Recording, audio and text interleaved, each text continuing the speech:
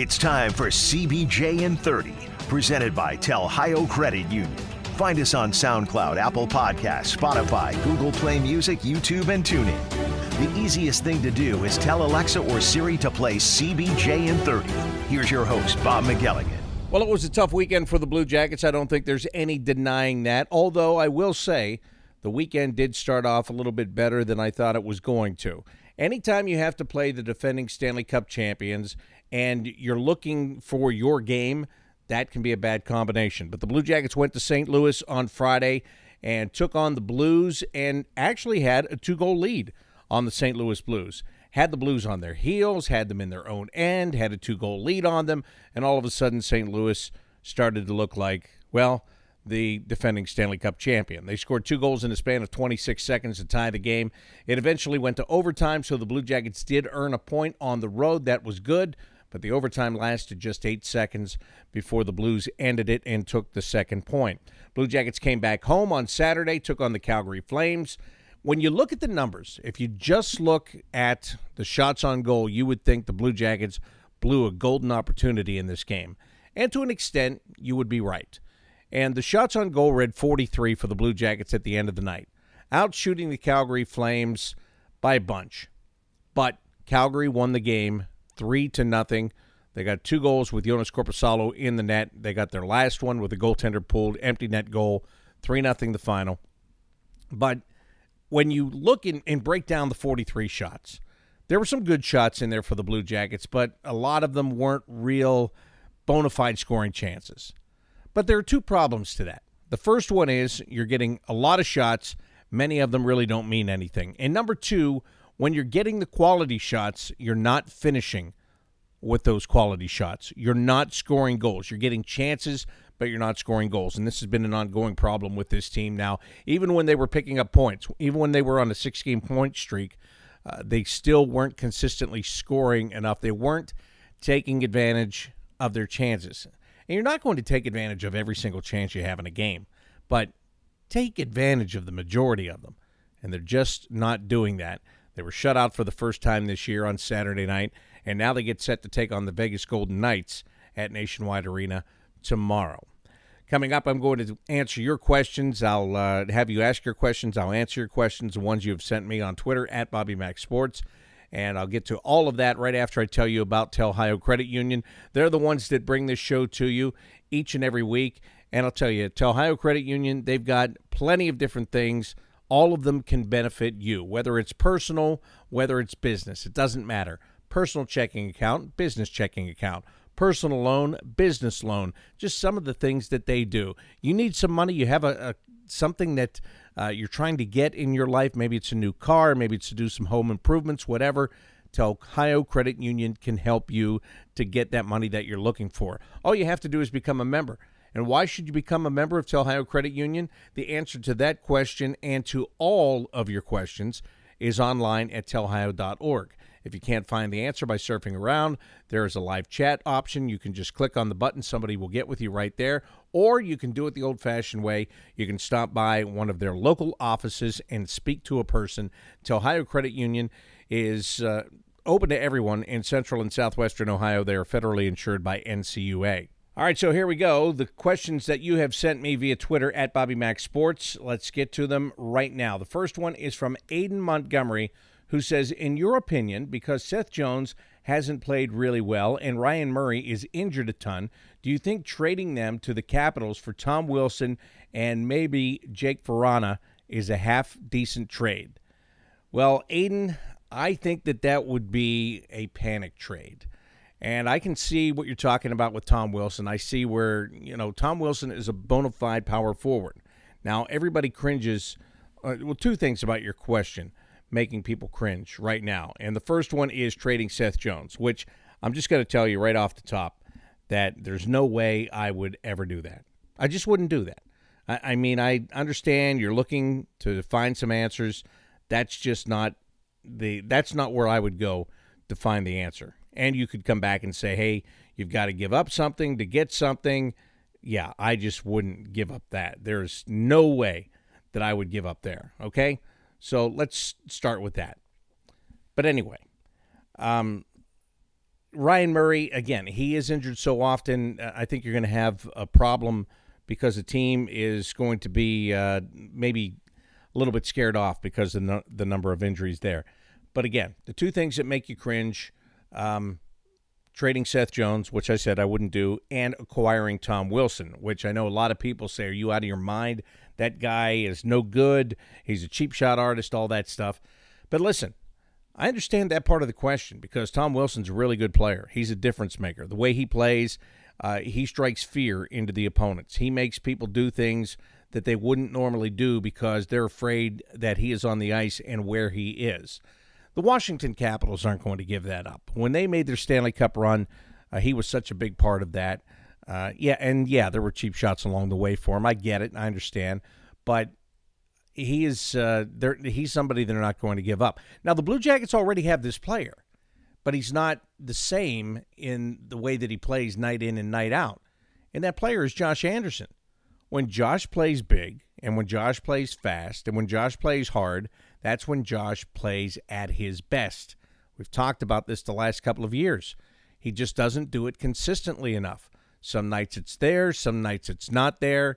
You know, if he's not 100%, I understand. If he's trying to play through an injury, I get it. But there are other times it's just not there for whatever reason. But what I'm saying to you is when he does play that way, he is just as effective, maybe more effective. The guy had 27 goals last year, okay? So maybe it's fair to say he is more effective. And it's funny you ask about Vrana. Today, he just had a hat trick yesterday. He's playing really, really well. But again, we've talked all year about having 8 defensemen, okay? Which right now, because of Murray's injury, is down to 7. But let's go back to the original 8.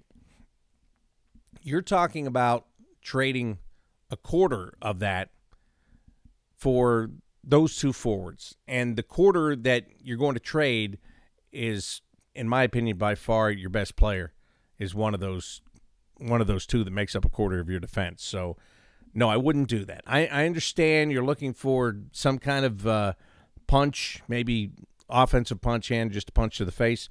I get it, but that's not a trade that I would. It's not a trade that I would make. Does something need to be done? Probably, eventually. Is it going to be something like that? Probably not. I would say absolutely not, to be completely honest with you.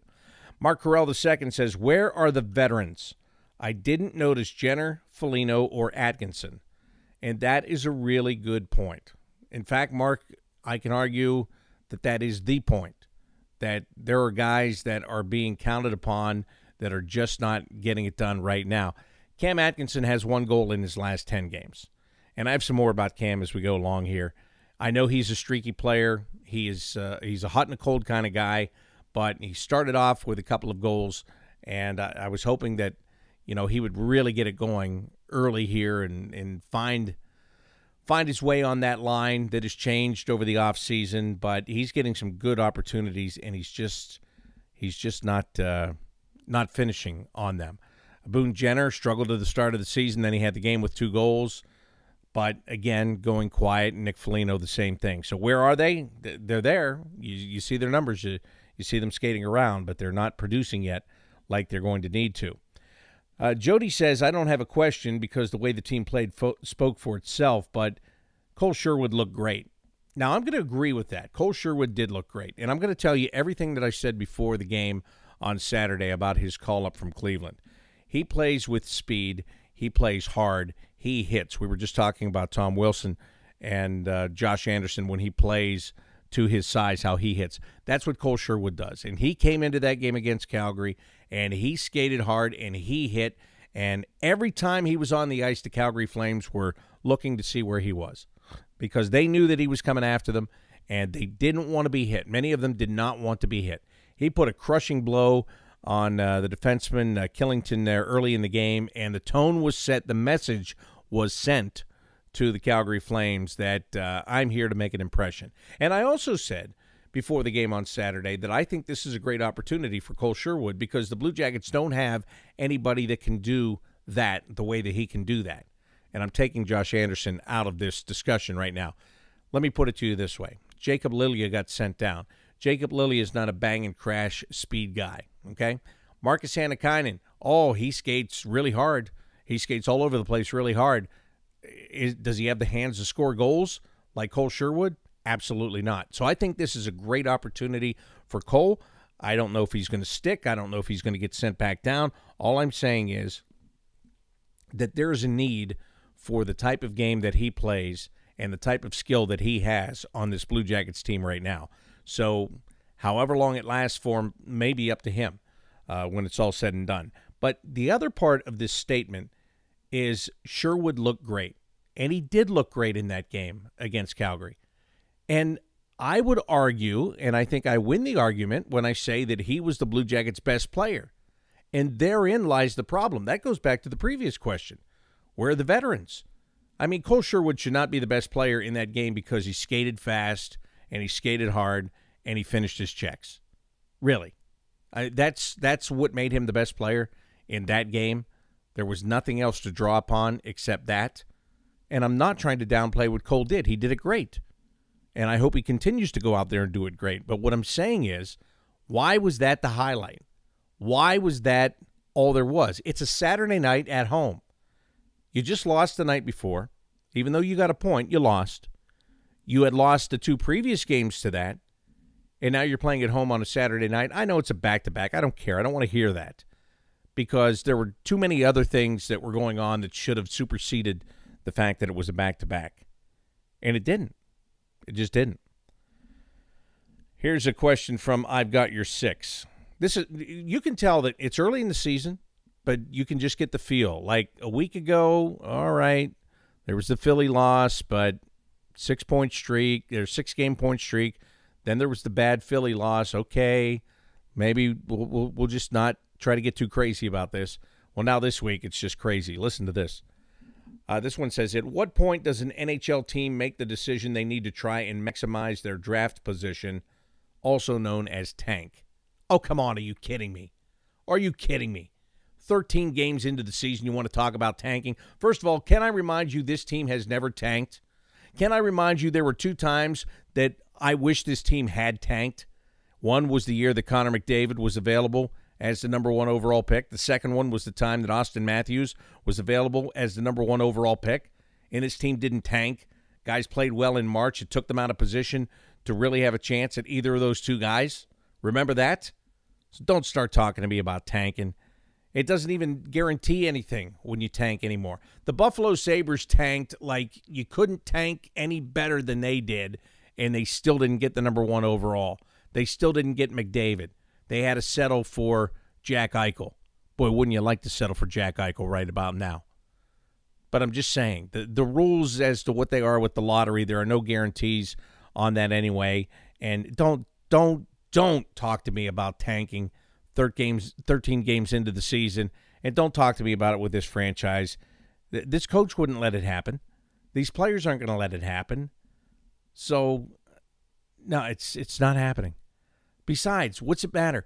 The Ottawa Senators have already decided to tank last summer, right? I mean, they traded everybody away at the end of last year. Their decision was they're already tanking. You got to go a long way to catch up with a team like that. The next question is from David Lytle. It says, it's pretty evident we are what we are at this point. We have to play mistake-free hockey and hope for a few greasy goals in order to win. Yeah, hope is a key word right there, David, because there haven't been greasy goals. There really haven't been greasy goals. There's not a lot of hard work going on down there. Not as much as needs to be happening in front of the net. David says, do we have any scorers in Cleveland, and is there such a thing as a shooting coach in hockey? 2 great questions. And I think in Cleveland, the guys that seem to be putting up the bigger points right now are the veteran guys like a Nathan Gerbe. And Nathan Gerbe is what I like to call a 4A player. He's a very good player in the American Hockey League, and he's an okay get-you-by player in the National Hockey League. We've seen him up here. I mean, he's that kind of guy. He's a good minor league leadership guy. He can come up in the NHL, and he can fill in a pinch and help you do things, but as far as coming up and being one of your top scorers, I think that's asking a little bit too much. And I think the same is true for Zach Dalpe, who always puts up good numbers down in Cleveland. That's what those guys are there for. They're there to provide leadership. They're there to they can easily provide that leadership by scoring a lot of points. But as far as the young guys go, and getting some of them, I don't have the stats right in front of me at this very second. I should get them here and take a look because I don't want to give you bad information. As far as maybe there are some young guys that are starting to put up some numbers down there, but why I shouldn't have to search so much, right? I shouldn't have to search so far because I should just know. When guys are playing that well in the minor leagues, everybody just knows. You know what I'm saying? I mean, everybody knows the guy that has jumped out to a huge advantage in points over everybody else. So, I guess that's kind of the thing right there. Let me just. Well, I don't like how this is. I'm trying to look on this website and see how things are set up here. I'm not having a lot of luck with this right now. But anyway, and somebody will tweet me later and say, well, how didn't you know about this guy and how didn't you know about that guy and all this stuff. And, it's just there's nobody jumping to the front of my mind that I feel like I have to tell you, you definitely 100% have to get this guy. Okay, finally got these stats to come up here. Here it is. Nathan Gerby's got 9 points. Zach Dalpe's got 8 points. Justin Scott's got 8 points. Calvin Turcoff he's been good. He's got 7 points. But even when it comes to goals, I mean, nobody has more than 4 goals, and that is Zach Dalpe. So this looks pretty much the same to me as what we're talking about here. So there, after I killed all that time and finally got to the numbers, that's what I got for you. All right, next question. Oh, I forgot to answer the part, is there such a thing as a shooting coach in hockey? I don't know, but wouldn't be a bad idea because how many pucks do you see miss the net instead of get on net? And there are different reasons for that, but there's a lot of them miss. Barrick Nichols says, why do our Blue Jackets struggle so much at home? Seems to come out flat often like they did against the Flames on Saturday. I don't know, Barrick. We talk about that a lot after games.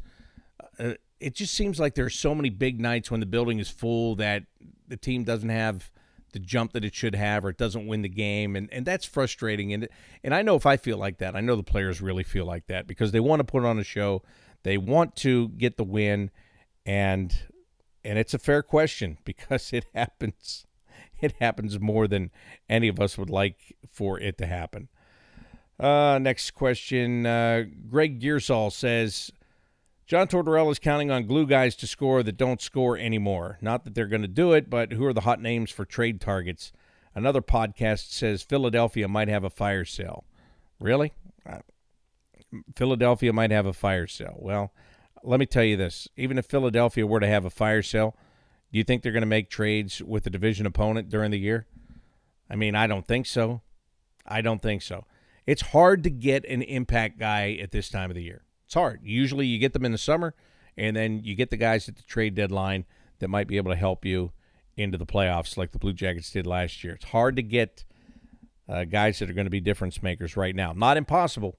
It's not impossible, but it's a little bit more difficult because everybody's trying to figure out what they are. Here's another guy, Taylor Hall. Everybody's talking about Taylor Hall. He's going to be an unrestricted free agent. What's he going to do? Is he going to re-sign with the Devils? If he's not, are they going to trade him?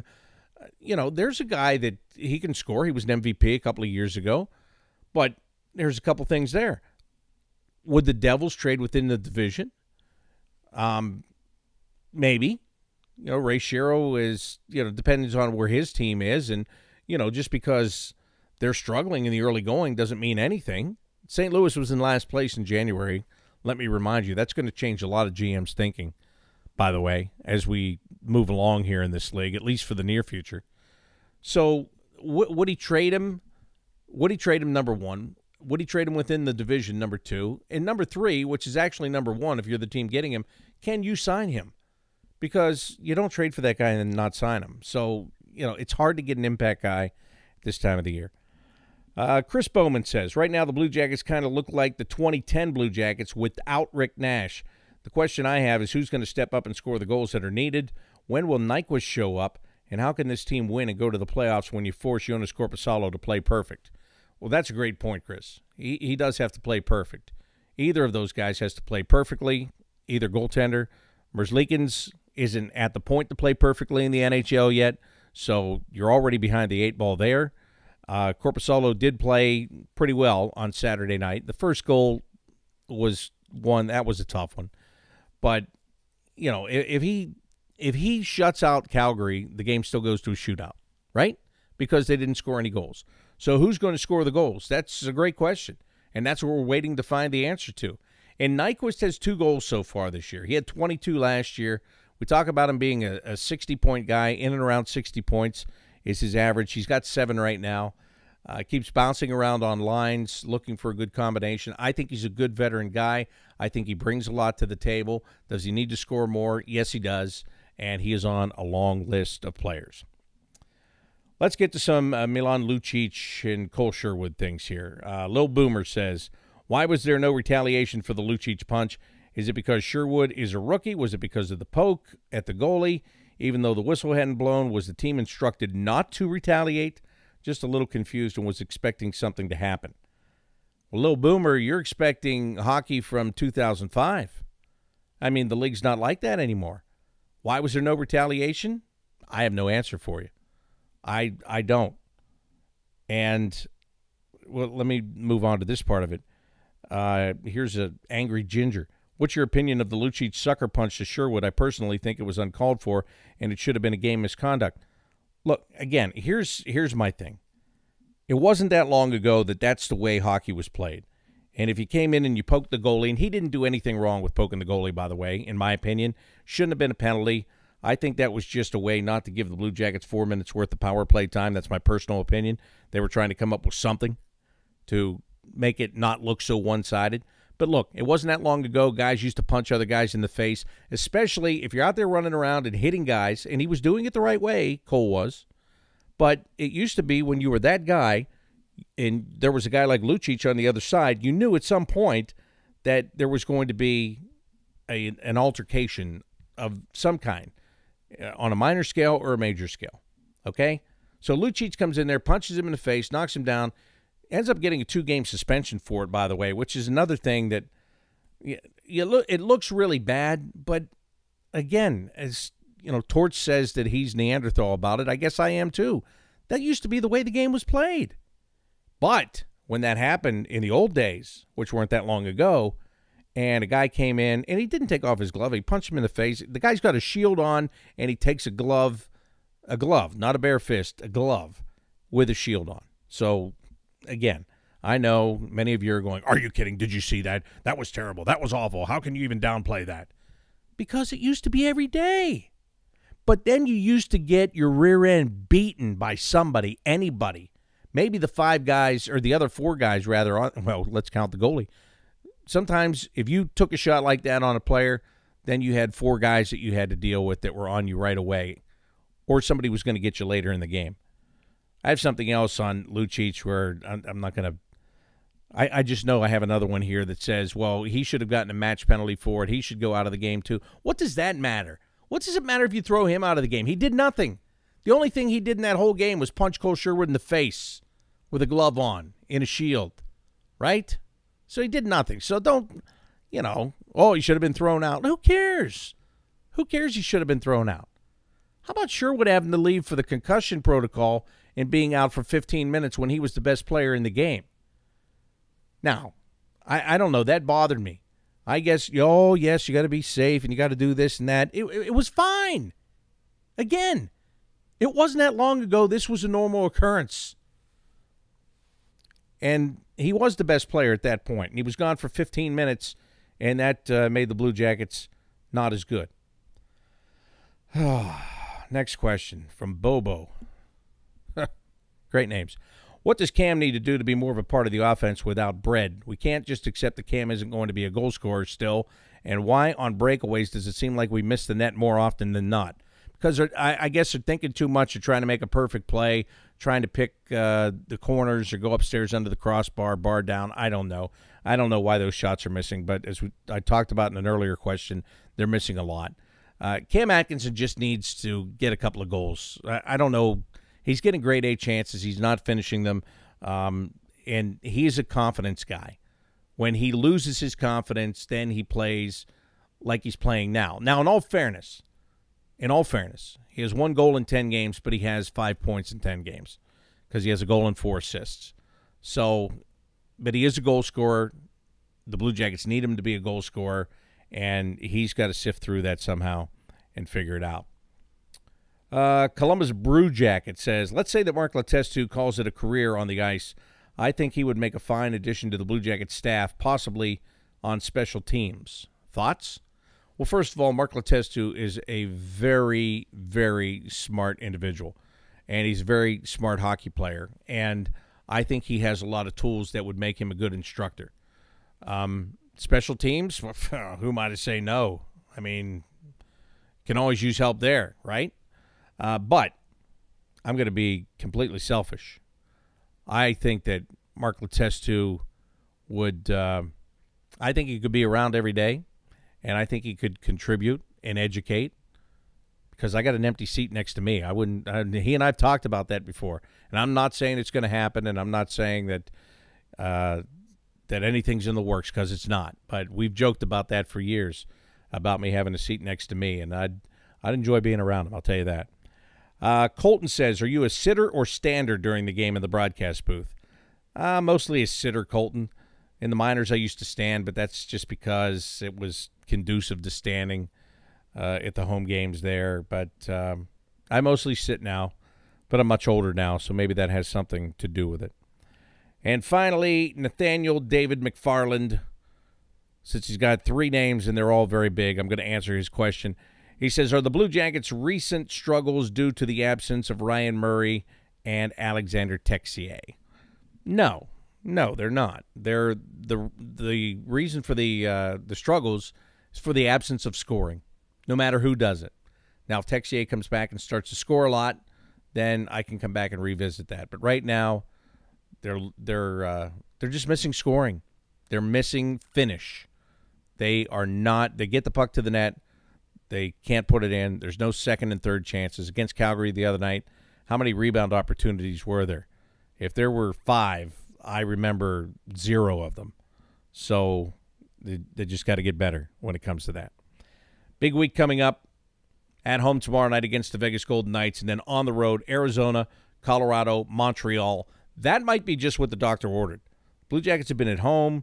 The road trips have all been these one-off things. Maybe to get out of town and have a chance for these guys to get together and just be around each other for a 5-day span, maybe that'll help. But even if it does, you got to try to get 2 points against a very good Vegas Golden Knights team tomorrow night at Nationwide Arena. Thanks for your questions, as always. I appreciate it. You can send them to me anytime on Twitter at BobbyMacSports. That's going to do it for today's Monday Mailbag edition of CBJ in 30, presented by Tel Ohio Credit Union. Until tomorrow, I'm Bob McElligott saying so long.